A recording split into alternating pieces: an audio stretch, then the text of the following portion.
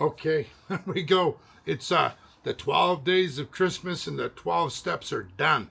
I don't have to talk about no spiritual experience anymore.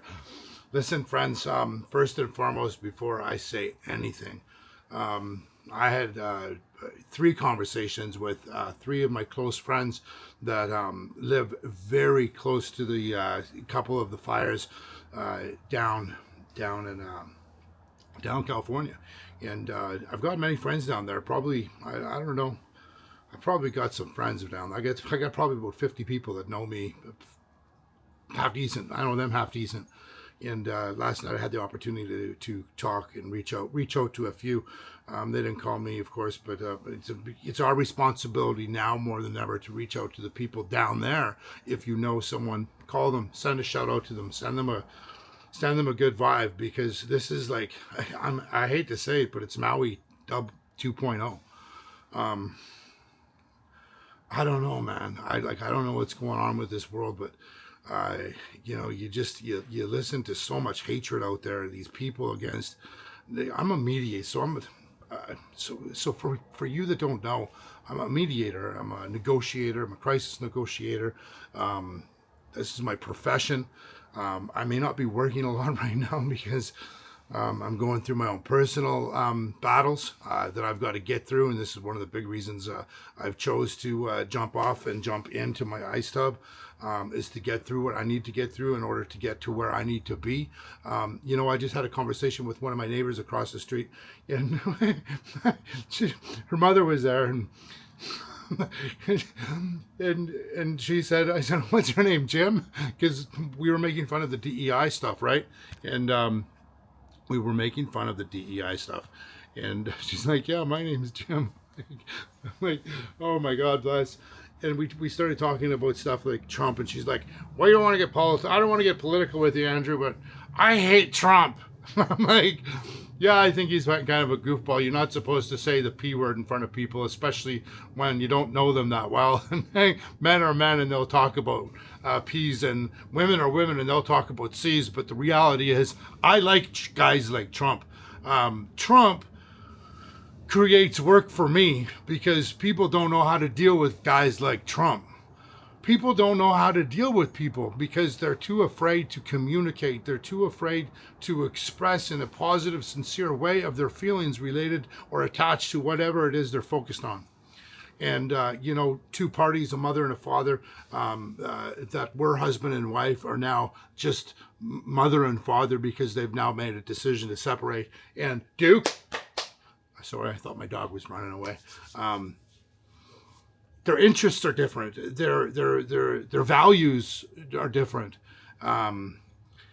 but they have something in common, right? And that's life. And we have to get along with people. That's just the situation. And growing up in a world on the northern hemisphere, I don't know what it's like to be in Europe or Africa or India, Asia.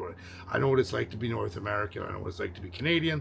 I know what it's like to grow up on top of Americans, but being underneath Americans. My uncle was gay. People have put. I watched the movie Milk. With was it Sean Penn or whatever, and that was my first real understanding of what it was like for people that were hiding out. My uncle had opportunities to talk to me about him being gay in the army and him not allowed to say anything. It's just expressively sad. I have no problem with gay people. I have no problem with straight people. I love everyone, but I wouldn't be the person that's in your face telling you you have to be straight. What's wrong with you? And I just think the left people, I think they've just maybe something, I don't know what's happened, but they're so fucking mad. You look at Harris today, she wouldn't even look at Trump. And there's Trump and Obama sitting there having conversations, and I watch things really clearly. And when Camilla turned around to talk to Obama, but Obama didn't give the ear to make sure that Trump didn't hear the conversation. Kamala's face went like this, and Trump is here, and Obama's here, and Kamala's over here. So she turns around and comes here, and he goes like this, so that Kamala has to talk. So he feels like, I don't know if Obama did that unconsciously, but maybe he's just trying to tell Kamala that, like, you know, you're not, like, this ain't gonna happen. And, you know, all this stuff you see down in the DEI, like the 1,500 male firemen over the age of 50 quit last year. Like, in the last year and a half, they quit. And it's all because of this DEI movement. It's all the stuff. Dudes were just walking out, whether they be white, black, Hispanic dudes have been American for their whole life. They're firemen. And they just walked out. There's no water. There's no nothing. And, you know, and here am I whining rat's ass about my Suboxone. Well, it is fucking true. Excuse my language. This is like, I didn't sleep last night. Like, getting back to why I'm doing this video, I didn't sleep last night with a wink. I slept, but I just didn't sleep. I woke up like, I had bags. I pulled my skin. It was just gross. I'm getting through it though. I'm getting through it. I'm getting through it. I'm really tired. I have extreme amount of anxiety today. None when my dog barks at stupid people walking down the street though. Anyways, the most refreshing freaking thing I do is bringing pain to myself. I don't like pain. Like, I don't like pain. But people, here, check this out. I'm gonna show this to you. Like, this is it, right? So the water's coming out of here. It's fucking cold. I gotta fix this because I gotta get a new machine. Not a new machine. I gotta get some new hoses and stuff. There it is. It's 41 degrees. 47. It's 47 degrees. So I don't know what that is. Like probably 4 or 5 degrees. But I gotta throw some water in there after I do this. So listen. So today, right? Listen.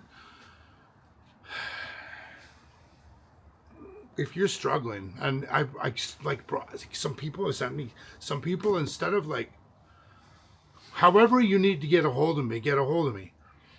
People are not, like, people are bypassing the comments and they're going on to my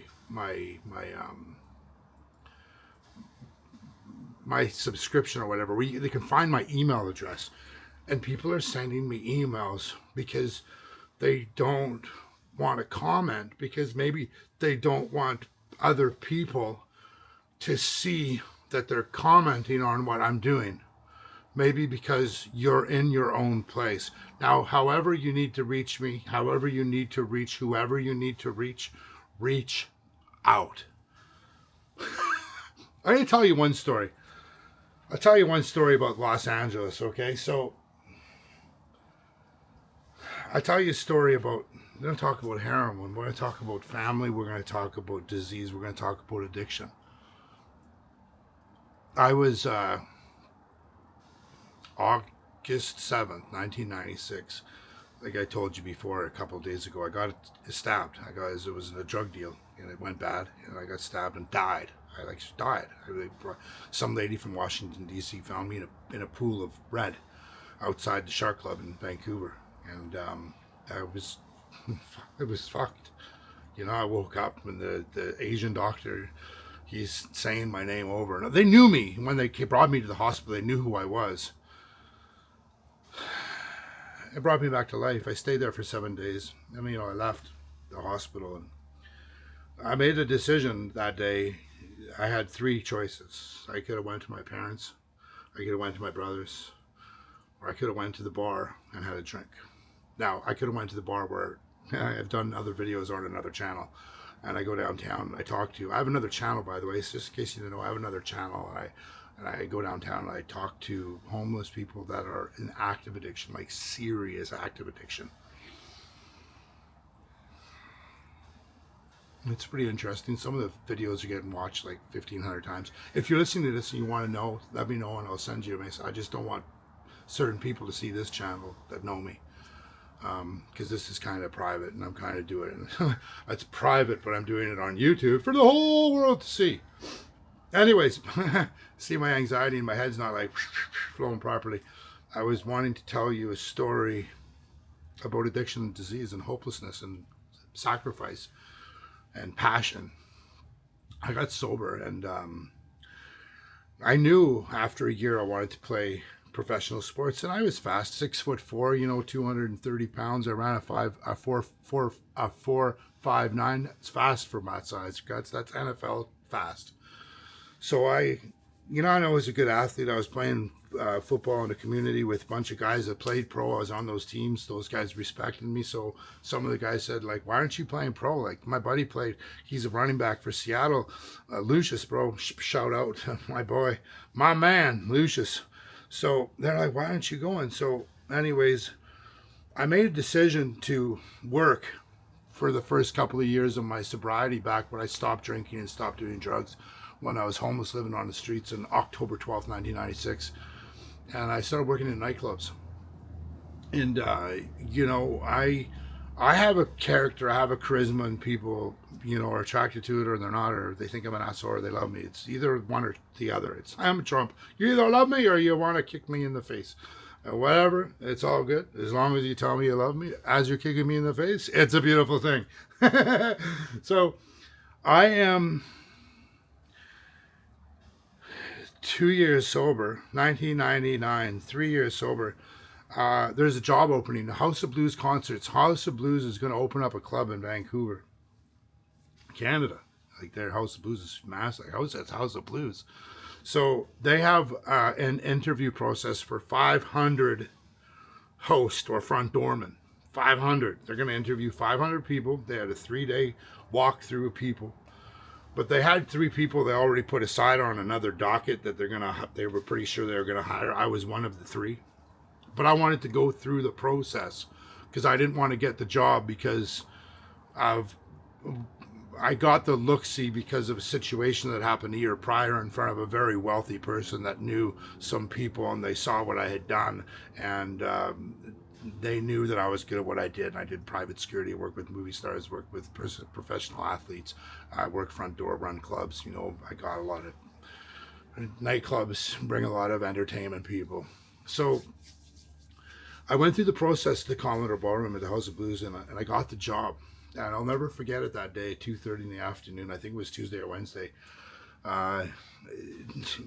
GK, the GM from the Commodore Ballroom House of Blues, he phoned me to let me know the good news. I got the job. And I said, excuse me, I just got to do something. He says, huh? I said, I want to thank you for giving me a job, but can you give me a second? Just give me a second. So I put the phone down because it was one of those cordless phones. I had like a cord, and I went downstairs, walked out by the door, and I screamed. And then I came back, and my neighbors are listening to me. My neighbors listening to me, and then I can tell because the door's open. I live in I moved from a big house to like a smaller house, but I have neighbors that are kind of close to the doors, and they're listening to me. Anyways, thank you very much. Give me a job, blah, blah, blah. Told them I had to go phone my mom and dad, let them know that I got the job at the Commodore. Like, if football didn't work out, this was my career. And I phoned my parents. And my mom told me a story. My great aunt, my Nana's sister, was a hostess at the Commodore in the 60s, and she lived in a rooming house downtown Vancouver. And she died of heroin overdose. So did her son. Would have been, I guess, my cousin or something like that. Family secrets, Again, right? People don't talk about these things. And I think this is the sad truth about human nature. We want to talk about fictitious things that aren't real. It's like a story. Like, we grew up in the storybooks. And we always want to create things and live in this fantasy, but no one really wants to get real. So like I said, I like guys like Trump, because guys like Trump create work for me. They create an economy for me, because it's the people that can't deal with those people. Those are the people that I get to help. You can't help people like Trump. You can't tell people, like, bro, you You messed. Anyways, I really don't want to do this, but I have a commitment to myself. I have a commitment to you, and I have a commitment to my water. And where's my phone? I don't have a timer. I'm not doing nothing without a timer. So stay there. 10 seconds.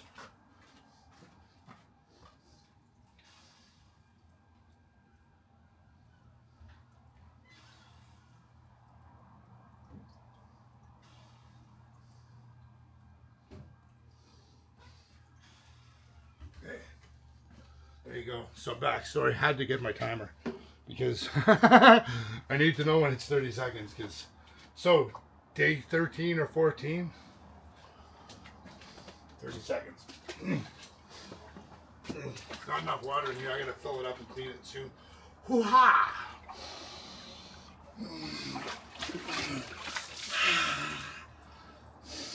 I'm 6'4", 270 pounds. And this is the small new Recover ice thing, and it sucks. So soon I'm gonna get monetized to make some more money so I can get a real ice tub. But like I said, I was tired of bagging ice.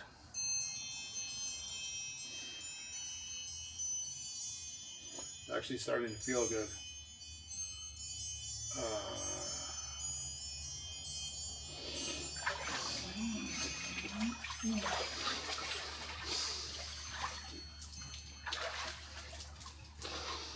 Yeah, my nose is getting clean too. Like I'm not sniffling all the time anymore. My head aches are gone a little bit.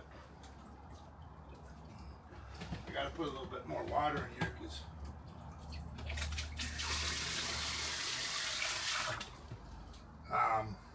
every time I go in, sometimes it splashes up and the water goes out. So I got the hose, the mighty hose. I gotta clean the water too tomorrow night. I gotta get some more ropes and stuff. Anyways, what else do I gotta say? Other than, hey, hip hop, hooray, ho. Again, right? If you know someone down in Cali, if you know someone in Maui,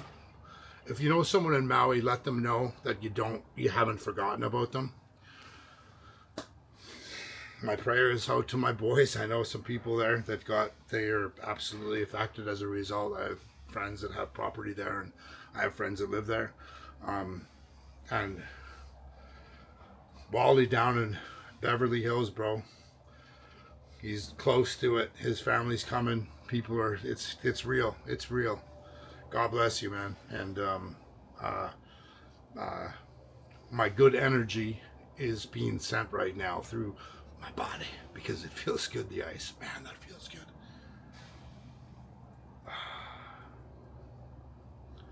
See what I mean? Like I'm a lot calmer now. Like it's nice. Like it's cold out. Like it's cold out here, people. It's dark. It's cold. Oh, there's some blue sky. Oh, there is some blue sky. Oh wow, I didn't see there's blue sky. But it's cold, man. We're in Canada. Pete, don't you know? We live in igloos in Canada. Till tomorrow.